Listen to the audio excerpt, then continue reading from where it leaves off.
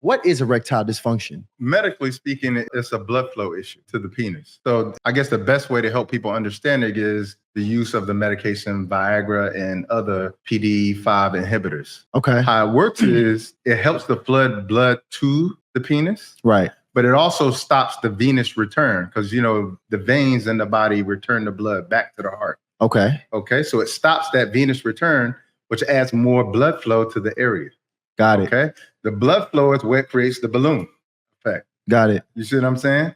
So if you can get blood flow to the area, then you can actually have the erection. Without blood flow, there is no erection. And so that's why they always sort of tag, erectile dysfunction with heart disease as well, too. Because heart disease is a vascular issue. It's a problem with the blood vessels, okay? It's a problem with the pressure. It's a problem with the elasticity. It's a problem in terms of the damage inside of the endothelial layer, inside of the blood vessels. So erectile dysfunction is simply an issue with blood flow. But here's the thing. When you're thinking about erection, that can come from multiple issues.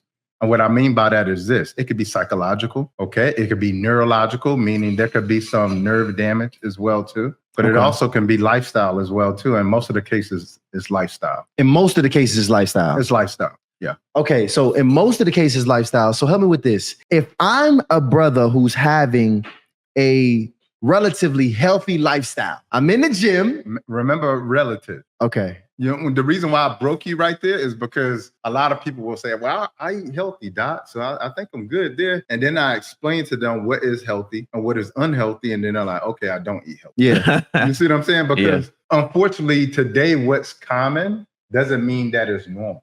Right. Okay. So the foods that we're eating today, and you compare it to what our great grandparents ate, is not the same food. Like the food that we're eating today is an abomination compared to what our great grandparents ate. 90% of the foods today in the supermarket did not exist when our grandparents were kids. 90% didn't exist. No, just when think about all the foods that you see on the shelves, those are new products. They're a processed food. So help us out now. Like, what is the difference between healthy and unhealthy? Well, healthy is original food. It's fruits, vegetables, nuts, and seeds. It's original foods, only one ingredient. That's the only true food. Okay. You see what I'm saying? Everything else is a food product. And when they make food products, they're making them to make money. That's the primary objective. And the way that you make money is to keep it on the shelf for a long time. And to be able to keep it on the shelf for a long time, you have to put preservatives, additives, thickening agents, emulsifiers, dyes, all kind of things in it that are unhealthy for you. Okay, so now I want to make sure I didn't miss out, because you said foods with one ingredient. You said fruits,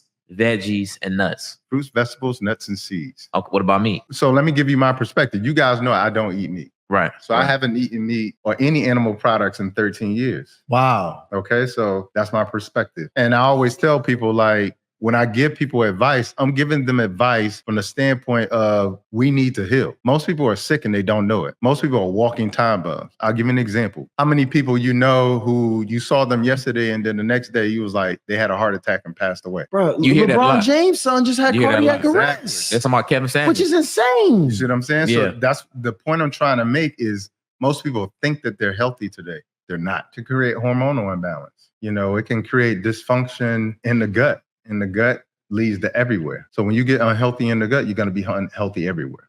What's hormonal imbalance? What does that look like? So a hormonal imbalance, so both men and women have this symphony going on inside of them. And what's important for us to know and understand is that both men and women have both testosterone and estrogen. Okay. The only difference is that men have more testosterone, of course, and women have more estrogen. And that's for a very specific reason on how they grow biologically, but also because a woman is, the pathway to life. She creates life in her body. Right. So her hormones are going to be very different from ours. And so when we're eating all this food that has a lot of hormones in it, that has a lot of things that affect the hormonal imbalance in the body, then of course it can affect the reproductive and also the sexual cycle as well too. Thanks for watching this video, but be sure to check this next video out that's right here.